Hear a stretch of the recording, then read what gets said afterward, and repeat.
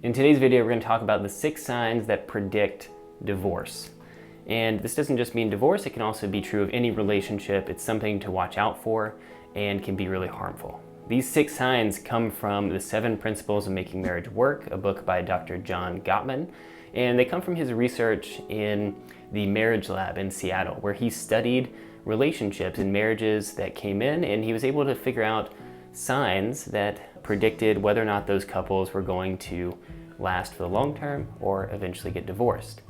He found that these 6 signs that we're about to go through had over a 90% success rate in predicting whether or not a couple was going to get divorced. Let's get into what these 6 things are. So, the 6 different signs that predict divorce are: 1. Harsh startups for your conversations with your spouse. Number 2 are the presence of the 4 horsemen of the relationship apocalypse. These are things that, if they're present in your conversations with your spouse, are much more likely to lead down a negative path. Number 3 is flooding, the presence of flooding in one partner or the other. Number 4 is body language and the type of body language used during those conversations. Number 5 is failed repair attempts. And number 6 are bad memories. So let's go into what each of these is. The first is harsh startups. So harsh startups simply means the way that you are starting the conversation with your partner. You talking to me? You talking to me? Now, John Gottman found that in the first 3 minutes, the way that that conversation started can predict the outcome of the entire rest of the conversation. So it's really important to have these startups in a way that are productive and are not going to start off the whole thing on a negative foot. You know your startup is harsh if you're coming into it with a negative attitude, if you have negative emotions inherent in what you're saying, and usually what that looks like is some form of criticism or sarcasm in the very beginning of the conversation. John Gottman found that in a 15-minute conversation, the first 3 minutes predicted with over 96% accuracy rate the outcome of the rest of the conversation. So it's really important to get your startups right and come in with the right kind of mindset around how you want to address whatever problem it is. Okay, number 2 are the 4 horsemen of the relationship apocalypse. So the 4 horsemen are broken down into criticism, contempt, defensiveness, and stonewalling. So criticism is basically a complaint that has been globalized. So when we think of what a complaint is, a complaint has 3 parts. It says how I feel about something, and that something should be specific. And then it says what I want to get out of this. So as an example, I feel angry because you didn't clean the kitchen last night. That's an example directly from John Gottman's book. And you can see there that complaints are about a specific behavior, a specific thing that you want the other person to change, and you're talking about how you feel about it in the moment. However, criticism, on the other hand, is global. It says, you're always so forgetful, right? It's this idea that you are attacking the person's character or personality traits as opposed to specific behaviors that they did. So criticism you can identify because it usually starts off with you always or you never. It's saying again that somebody has done something wrong and that is a character flaw that you are trying to point out to them, as opposed to they just did something wrong in the moment. Okay, number 2 is contempt. Contempt is really a form of disgust. You disgust me. It's something that accumulates over time as you start to think more and more about tiny slights that your partner has made against you, and that leads to this type of deep resentment that you express to them through contempt. Contempt often looks like sarcasm, mocking the other person, cutting them down, and contempt really comes from a form of disrespect for your partner. You have felt slighted by them again and again, and you begin to think of them in a globally negative way. So Dr. Gottman talks about how this feeling of contempt comes from these long-standing disagreements with your partner and the feeling that nothing is really resolved. And so I think the more that you kind of hold those resentments in, the more they begin to fester and they grow into this kind of negative outlook towards your partner as a whole. as opposed to addressing those things, bringing them up in maybe complaint style versus criticism.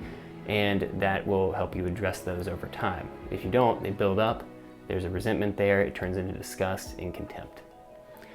Number 3 is defensiveness. So defensiveness is one that I think is kind of surprising to people, because you think, oh, I'm just defending myself, like shouldn't I defend myself in a conflict with my partner?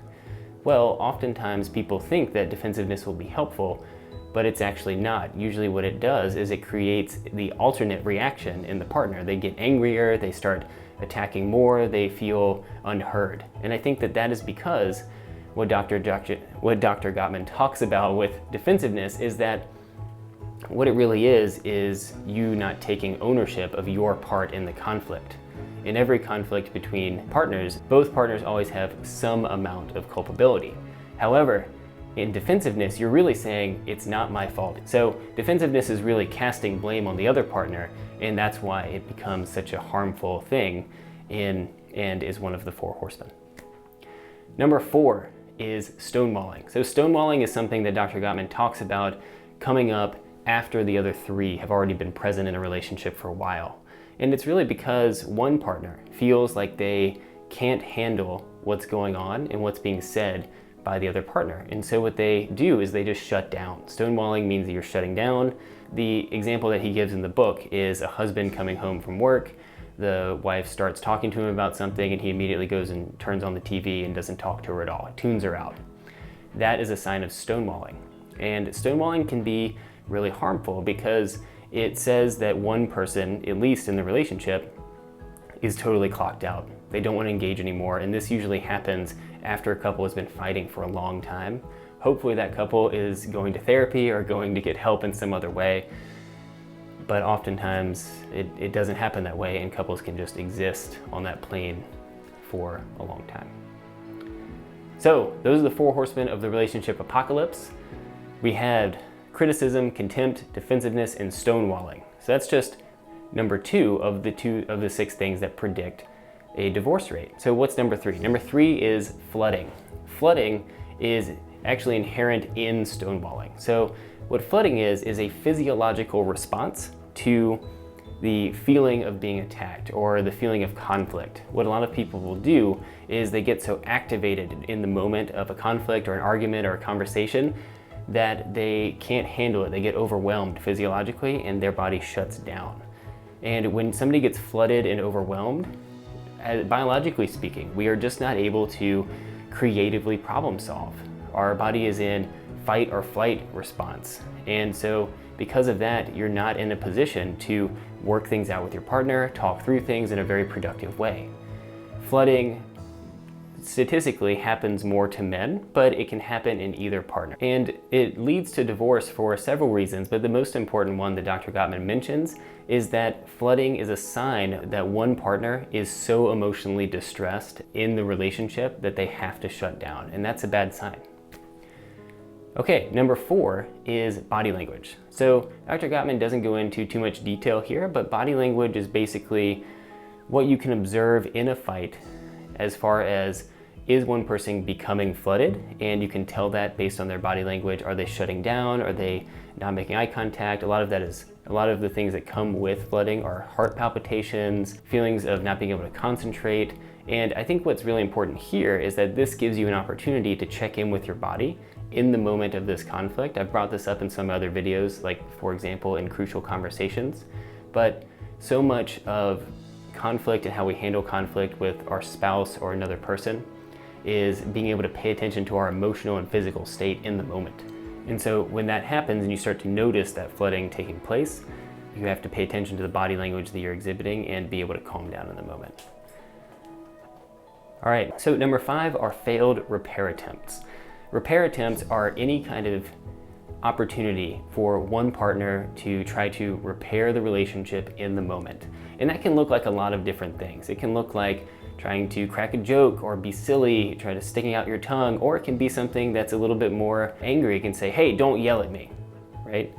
All of these things are trying to negate the power of the 4 horsemen in a relationship and get you back on track to talking about the issue at hand and not how bad the other person is in your mind, right? Just the presence of the 4 horsemen, Dr. Gottman found, brought up the likelihood of a marriage ending to over 80%. However, with failed repair attempts, it brought it up to 92%. So having just the 4 horsemen in your relationship doesn't mean that it's destined to fail. If you're able to repair things, then you can actually move past that.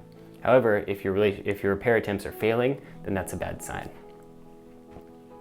So number 6 is bad memories. So this means that the way that you remember the beginning of your relationship or any point in your relationship is negative. This is a problem because it puts the memory of your relationship in a bad light, and that memory will distort all of your thinking about the relationship in the future too. Most couples in the beginning of their relationship, right after they're married, have really positive feelings about the relationship. They have good memories of how they met and how they came together, their dating experience, etc. However, as the relationship turns south, one or both of the partners may develop a negative view of those past memories. As you develop this story of negative memories in your past, it begins to distort how you start thinking about the future with your spouse too. You'll start to think, oh, well, things were so bad in the past, how could they possibly be good in the future? Oh, this past trip that we went on was really terrible, so we're definitely gonna have a bad time on this trip too. And it starts to project into the future this idea of negativity in your relationship, which of course can be super harmful. Okay, so in conclusion, those were the 6 different warning signs for a relationship that Dr. Gottman found could predict with over 90% accuracy if a relationship would fail or succeed. So let's review them again together. Number 1, harsh startups. Number 2 are the 4 horsemen of the relationship apocalypse being present in your relationship, and those are criticism, contempt, defensiveness, and stonewalling. Number 3 is the presence of flooding in one or both partners.